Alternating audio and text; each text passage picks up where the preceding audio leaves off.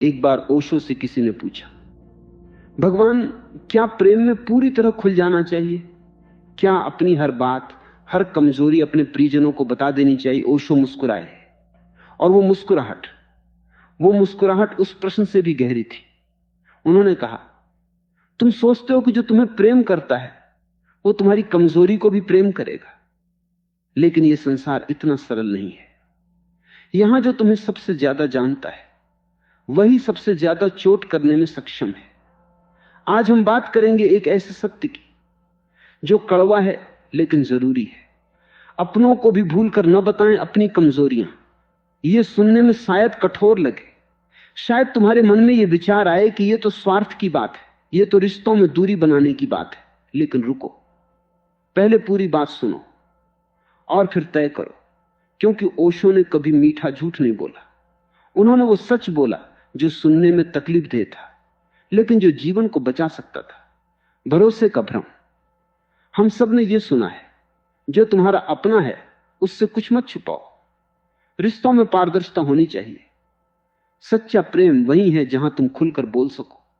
और ये बातें सुनने में बहुत मीठी लगती हैं, लेकिन जिंदगी मिठास से नहीं, सत्य से चलती है। सोचो एक पल, तुमने किसी करीबी को बताया कि तुम्हें अकेलेपन का डर है। तुमने बताया कि तुम आर्थिक रूप से संघर्ष कर रहे हो। तुमने बताया कि तुम्हारे रिश्ते में दरारें हैं। तुमने बताया कि तुम्हें खुद पर भरोसा नहीं। और कुछ महीनों बाद वही इंसान किसी और से तुम्हारी बात करता है। वही कमजोरी जो तुमने प्रेम में बताई थी, वो एक हथियार बन जाती है। यह कोई काल्पनिक कहानी नहीं है, यह तुम्हारे जीवन में हो चुका है, यह होने वाला है। ओशो कहते हैं, मनुष्य का मन एक बाजार है, और बाजार में जो चीज सस्ती होती है उसकी कोई कद्र नहीं करता। जब तुम अपनी कमजोरियां सबके सामने उड़ेल देते हो तो तुम खुद को सस्ता कर लेते हो। यह बात गांठ बांध लो। अपनी कमजोरी बताकर तुम सहानुभूति नहीं पाते, तुम अपनी कद्र खो देते हो। लोग तुम्हें उसी नजर से देखने लगते हैं जिस नजर से तुमने खुद को पेश किया। अगर तुम खुद को कमजोर दिखाओगे तो दुनिया तुम्हें कमजोर मानेगी। प्रेम और विश्वास का फर्क। ओशो ने एक बेहद जरूरी बात कही थी। प्रेम और विश्वास दो अलग अलग चीजें हैं। प्रेम एक भावना है और भावनाएं बदलती हैं। विश्वास एक साधना है, और साधना के लिए समय चाहिए, परीक्षा चाहिए। हम गलती यह करते हैं कि जहां प्रेम दिखता है वहां हम विश्वास भी मान लेते हैं। मां प्रेम करती है, लेकिन मां के पास भी एक मन है, और वो मन कभी कभी तुम्हारी कमजोरी को तुम्हारे विरुद्ध इस्तेमाल करता है। जानबूझकर नहीं, बल्कि इसलिए कि वो खुद अपनी तकलीफ में है। जब मां परेशान होती है, जब मां डरती है, तब वो तुम्हारी कमजोरी का उपयोग करके तुम्हें रोकने की कोशिश करती है। पिता प्रेम करता है, लेकिन पिता के पास भी अहंकार है, और जब बेटा कमजोर दिखता है, अहंकार उसे दबा देता है। कह देता है, देखा, मैंने कहा था ना कि तुम ये नहीं कर सकते। मित्र प्रेम करता है, लेकिन मित्र के पास भी ईर्ष्या है, और ईर्ष्या सबसे खतरनाक दुश्मन है जो तुम्हारे सबसे करीबी इंसान के भीतर छुपी होती है। ओशो कहते हैं, जो व्यक्ति तुमसे ईर्ष्या करता है वो तुम्हारा दुश्मन नहीं है, वो तुम्हारा दोस्त है जो अभी तक तुमसे आगे निकलने की कोशिश कर रहा है। उसे तुम्हारी कमजोरियां जानकर सुकून मिलता है। यह कठोर सत्य है, लेकिन यही सत्य तुम्हें बचाएगा। जब तुम किसी मित्र को बताते हो कि तुम संघर्ष कर रहे हो, तो उसके मन के कोने में एक हल्की सी राहत आती है। वो राहत उसकी बुराई नहीं है, वो मानवीय स्वभाव है। लेकिन उस राहत के साथ एक खतरा भी आता है, और वो खतरा यह है कि अब वो तुम्हें उतना सम्मान नहीं देगा जितना पहले देता था। कमजोरी बताना और कमजोरी दिखाना। अब यहां एक बारीक फर्क समझना जरूरी है। ओशो कभी नहीं कहते कि तुम झूठे बनो। ओशो कभी नहीं कहते कि तुम दिखावटी जीवन जियो। ओशो कभी नहीं कहते कि तुम अपनी भावनाओं को दबाओ। वे कहते हैं, अपनी कमजोरी को जानो, जरूर जानो, उसे स्वीकार करो, जरूर करो, लेकिन उसे संसार के सामने परोसो मत। कमजोरी तुम्हारी अपनी है, वो तुम्हारी साधना का विषय है, तुम्हारी कहानी का शीर्षक नहीं। तुम्हारी कमजोरी तुम्हारा निजी युद्ध है। जब एक योद्धा युद्ध के मैदान में जाता है तो वो अपने दुश्मन को नहीं बताता कि उसके कवच में कहां छेद है। तुम्हारा जीवन भी एक युद्ध है, और इस युद्ध में अपने भी कभी कभी दुश्मन बन जाते हैं, जानते अनजाने। प्रेम में भी। और प्रतिशोध में भी। एक कहानी सुनो। रामप्रसाद एक सफल व्यापारी था, लेकिन उसके मन में एक डर था, असफलता का डर। उसने ये डर अपने व्यापारिक साथी को बताया। साथी ने कहा, अरे हम दोस्त हैं, कोई बात नहीं। 6 महीने बाद जब दोनों के बीच व्यापार में विवाद हुआ, साथी ने उसी डर का फायदा उठाया। उसने बड़े निवेशकों के सामने रामप्रसाद की असुरक्षा उजागर की। रामप्रसाद का सौदा टूट गया। रामप्रसाद ने कमजोरी बताई थी, प्रेम में। लेकिन वो प्रेम समय के साथ स्वार्थ में बदल गया, और जब स्वार्थ आया तो उस कमजोरी ने वार किया। ये दुनिया की कहानी है। ये हर दफ्तर में होता है, हर परिवार में होता है, हर दोस्ती में होता है। मौन की शक्ति। ओशो ने मौन को सबसे बड़ी शक्ति कहा है। जो व्यक्ति अपनी बात रोकना जानता है वो सबसे शक्तिशाली व्यक्ति है, क्योंकि उसने अपने मन पर विजय पाई है। हम बोलते क्यों हैं? क्योंकि हमें वैलिडेशन चाहिए, क्योंकि हम चाहते हैं कि कोई कहे हां तुम सही हो, क्योंकि हमें सहानुभूति चाहिए, क्योंकि हम अकेलापन नहीं झेल सकते। और इसी कमजोरी में हम अपनी और भी कमजोरियां बता देते हैं। ओशो कहते हैं, जब भी तुम्हारा मन करे कि किसी को अपनी तकलीफ बताओ, एक पल रुको, पूछो खुद से, क्या ये बताना जरूरी है, या मैं बस सहानुभूति की भीख मांग रहा हूं? सहानुभूति की भीख मांगने वाला व्यक्ति कभी सशक्त नहीं हो सकता। ये बहुत कठोर वचन है, लेकिन ये सत्य है।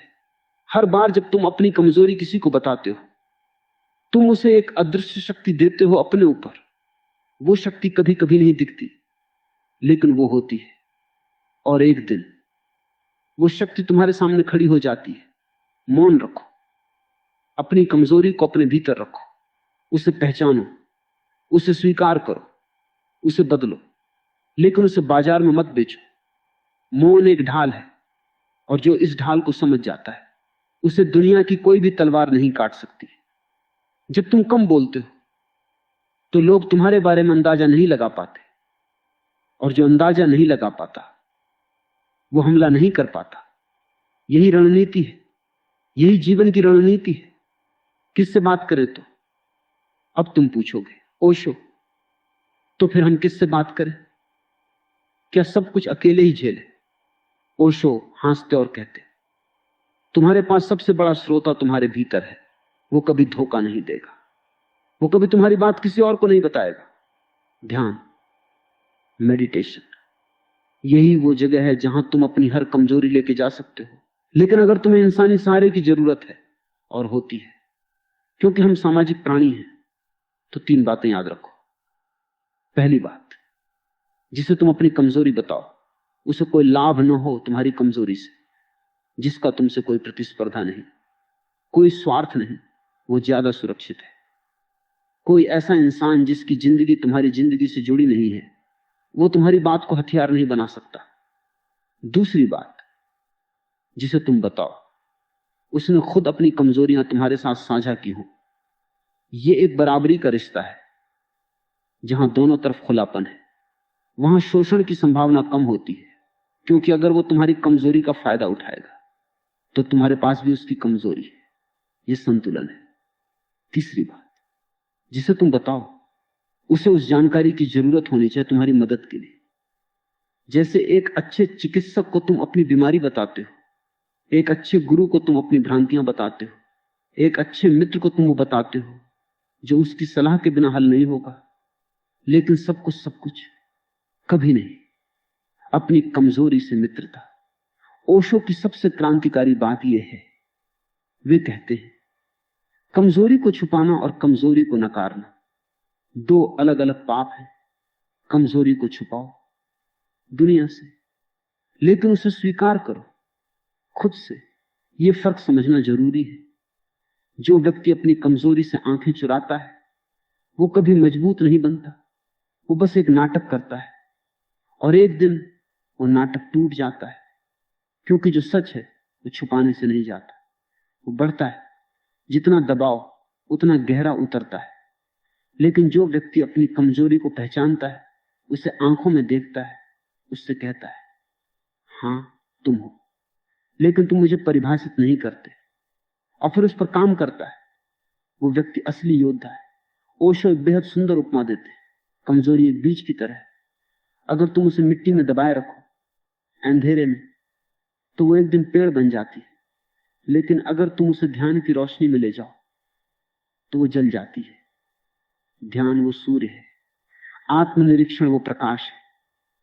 तो अपनी कमजोरी को बाहर मत लाओ, उसे भीतर ले जाओ, ध्यान में ले जाओ, आत्मनिरीक्षण में ले जाओ, और देखो वो कैसे शक्ति में बदल जाती है। जो लोग इतिहास में महान बने, उन सब की एक कमजोरी थी जो उन्होंने किसी को नहीं बताई।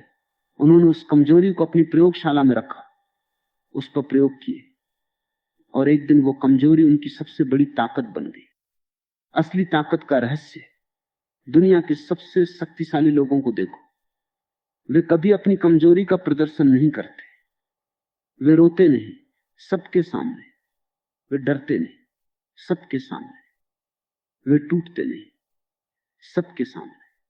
इसलिए नहीं कि वे पाषाण हैं, बल्कि इसलिए कि उन्होंने एक बात सीखी है, शक्ति का प्रदर्शन करना जरूरी नहीं, लेकिन कमजोरी का प्रदर्शन आत्मघाती है। ओशो एक राजा की कहानी सुनाते हैं। एक राजा के दरबार में एक विद्वान आया।